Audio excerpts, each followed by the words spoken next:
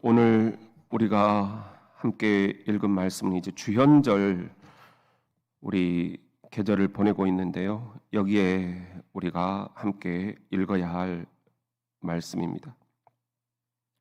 29절에 보면은 이튿날 요한이 그랬는데요. 여기서 요한이라는 것은 이제 세례 요한을 이야기합니다. 예수님이 오시기 전에 광야에서 활동하면서 이런 분이 오실 것이다 라고 외치는 역할을 했던 사람입니다. 이 세례 요한이 예수께서 자기에게 나아오심을 보고 예수님이 요한에게 나아가셨다는 거예요. 사실은 정반대여야 한다라는 것을 우리는 알고 있죠. 요한이 예수님께 나아가야 되는데 여기서 보면은 예수께서 요한에게 나아가고 계셔요. 그리고는 뭐라고 이르되 보라 세상 죄를 지고 가는 하나님의 어린 양이로다. 세례 요한이 이렇게 예수 그리스도를 바라보면서 외칩니다. 보라 세상 죄를 지고 가는 하나님의 어린 양이로다. 요한은 이 역할을 하려고 이 세상에 태어난 거예요. 어린 양이라는 것은 구약시대에 보면은 하나님께 죄를 지은 백성들이 그 죄를 용서받기 위해서 잡아 바쳤던 희생 제물입니다. 왜 어린 양이겠어요? 아무 죄도 없는 그런 어린 양을 바쳐야만 자신들의 죄를 다 그 어린 양이 지고 광야로 들어간다. 그래서 그 광야에서 그 어린 양이 죽음으로 이제 백성들은 자신들이 지은 입으로 말로 생각으로 지은 죄들이 다 용서받았다. 이렇게 믿은 거예요. 바로 이 어린 양 역할을 하려고 오신 이가 내 앞에 지금 오고 계신다는 거예요. 봐라, 저분 하나님의 어린 양이다. 우리 인류의 죄를 대신 짊어지고 지금 이 예수께서 나에게 오고 계신다. 나에게 오고 계신다. 보라 세상 죄를 지고 가는 하나님의 어린 양을 보라. 이것이 오늘 세례 요한이 우리들에게 외치는 그런 음성입니다. 보라 세상 죄를 지고 가는, 바로 내 죄를 지고 가는, 여러분의 죄를 지고 가는, 우리 교회의 죄를 지고 가는, 이 민족의 죄를 지고 가는, 이 인류의 죄를 지고 가는 하나님의 어린 양을 우리들이 다시 한번 봐야 됩니다. 다시 한번 주목해야 됩니다. 왜 예수가 이 땅에 오셨는지 우리가 그것을 결코 이렇게 착각하거나 혹은 오해해서는 안 될 것입니다. 예수님은 무엇보다도 우리 죄를 대신 짊어지고 사막으로 광야로 들어가셔서 죽으시기 위한 그런 어린 양 역할을 하러 오셨다는 거예요. 세상 죄 지고 가는 어린 양을 보라. 세상 죄 지고 가는 어린 양을 보라. 이 찬송이 바로 이 구절에서 나온 찬송입니다. 여러분, 오늘 또 우리가 바라봐야 될 분은 내 죄를 대신 짊어지고 죽음의 길로 가시는, 십자가의 길로 가시는 어린 양 예수 그리스도를 보는 거예요. 우리들이 시선이 어디에 있어야 되느냐? 바로 예수 그리스도 어린 양, 내 죄를 지고 가는 어린 양, 그분에게 우리의 시선이 주목이 돼야 된다 하는 것입니다. 30절에 보면은 내가 전에 말하기를 이미 예언을 했다는 거죠. 내 뒤에 오는 사람이 있는데 자기보다 뒤에 나셔서 활동하시는 사람이 있을 것이다. 나보다 앞선 것은 그가 나보다 먼저 계심이라. 무슨 말일까요? 그가 태어난 순서로 보면은 나보다 조금 뒤에 태어났지만 실은 나보다 앞선 분이다. 세례 요한은 안 거죠. 영적으로 정확한 분별력을 갖고 계셨던 거예요. 그가 나보다 먼저 계심이라. 그렇죠? 성부, 성자, 성령 삼위일체 하나님께서는 천지를 창조하실 때부터 함께 공동 사역을 하신 분이기 때문입니다. 바로 하나님이셨던 이 예수님이 이 땅에 인간의 몸으로 오셨기 때문에 세례 요한은 자신을 잘 알았어요. 그분은 나보다 뒤에 태어나시지만 그러나 실은 영적으로 보면은 그분은 성부 하나님 자신이시다. 나보다 먼저 계신 분이시다. 이 사람을 가리키는 것이다. 봐라, 바로 이 사람이다. 내가 예언했던 사람이 바로 이 사람이다. 그리고 31절에 보면은 나도 그를 알지 못하였으나 실은 자기도 영적으로 소경이었다는 거죠. 그런데 내가 와서 물로 세례를 베푸는 것은 우리가 세례 요한이다라고 별칭을 붙이잖아요. 바로 요단강 그 물로 백성들의 죄를 대신 씻어내고 하나님의 자녀가 되게 하는 그런 세례 주는 사람이었다라는 거예요. 그리고 우리가 세례 요한 이렇게 별칭을 붙이는 것입니다. 내가 와서 나는 물로 세례를 베푼다. 그런데 이 물로 세례를 베푸는 이유가 딱 하나가 나오죠. 그가 누구예요?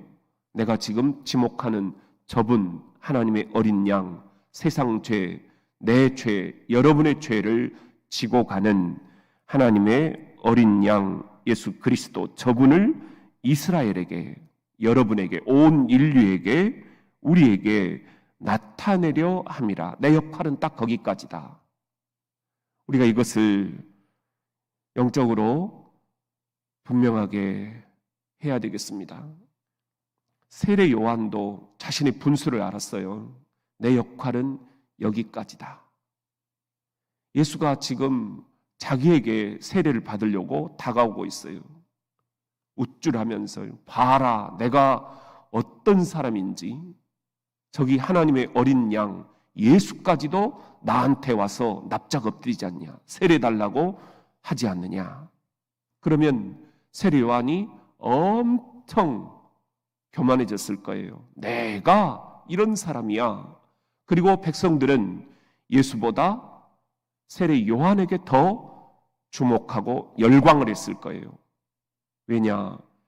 예수까지도, 구세주 예수까지도 요한에게 머리를 숙이는구나. 그런데 요한은 여기서 딱 끊었어요. 사탄아 물러가라. 그것은 내가 할 수 있는 역할이 아니다. 나는 이제 여기까지다. 내가 하려고 하는 것은 저분에게 바톤을 인계해드리는 것이다. 나는 저분을 나타내는 데까지만 역할을 수행할 것이다. 오늘 또 우리들 신앙생활을 하면서 때로는 우리가 선을 넘을 때가 있어요. 내가 여기까지 하고 딱 멈춰야 되는데 그 역할을 넘어서 버리면, 그 선을 넘어서 버리면 예수는 죽고 내가 나타나는 거예요. 교회 안에서도 목사다, 장로다, 안수집사다, 권사다, 또 각종 우리가 직분을 맡은 이들로서, 또 교역자들로서 내 역할의 선을 넘어서 버리면 세례 요한이 했던 이 역할, 나는 여기까지, 저분이 이제는 내 역할을 맡아서 세상 죄를 지고 가는 십자가의 길을 걸어가셔야 되고, 십자가를 이기시고 부활의 영광을 받으셔야 되는데 내가 그 영광을 가로채버리면 되겠는가? 우리가 스스로 늘 내 역할이 어디까지인가를 꼭 살펴볼 수 있어야 되겠습니다. 나는 예수를 나타내고 나는 여기서 멈춰야 됩니다. 예수가 흥해야 되고 나는 여기서 망해도 좋습니다. 이런 역할을 우리들이 분명히 영적으로 분별할 수 있어야 되겠습니다. 32절에 보면은 요한이 또 증언하여 이르되 내가 봄에 성령이 비둘기같이 하늘로부터 내려와 그의 위에 머물렀더라. 결국 예수님이 이 땅에서 이제 역할을 수행하시는데 결정적으로 돕는 이가 있었다는 거죠. 그분이 바로 성령님이시다. 요한은 그것을 영적으로 보았어요. 성령이 비둘기같이 하늘에서 내려와서 하나님으로부터 내려와서 예수 머리 위에 머무르는 모습을 영안을 열어서 본 것입니다. 성령이 머물렀다. 이것으로부터 예수님의 사역이 시작이 되고 있는 거예요. 여러분, 그런 의미에서 우리가 성령 사역을 존중해야 되겠습니다. 성령께서 이 교회 위에 머무르셔야만, 또 우리 안에 머무르셔야만 오늘 또 진정한 사역이 되고 진정한 목회가 되고 또 진정한 신앙생활이 될 수 있습니다. 성령이 떠나면 사역은 끝나는 것입니다. 그때부터는 인간적인 노력으로 우리들이 아둥바둥하고 바득바득 하겠지만 그것은 다 무용지물이고 그것은 우리들이 병든 그런 목회, 병든 신앙생활이 될 수밖에 없습니다. 억지로 하는 것입니다. 내가 끌어가는 삶이 아니라 성령이 나를 끌어가시고 나는 성령께 끌려가는 그런 삶, 그런 목회, 그런 교회, 그런 가정이 되어야 하겠습니다. 이것이 역전이 되어버리면 절대로 안 되겠습니다. 성령이 여러분 위에 머무르시는 그런 삶이 될 수 있기를 소망합니다. 33절에 보면은 나도 그를 알지 못하였으나 나를 보내어 물로 세례를 베풀라 하신 그이가 나에게 말씀하시되 성령이 내려서 누구 위에 머무는 것을 보거든 그가 곧 성령으로 세례를 베푸는 이인 줄 알라. 자신은 물로 세례를 베풀었잖아요. 그래서 세례 요한이다.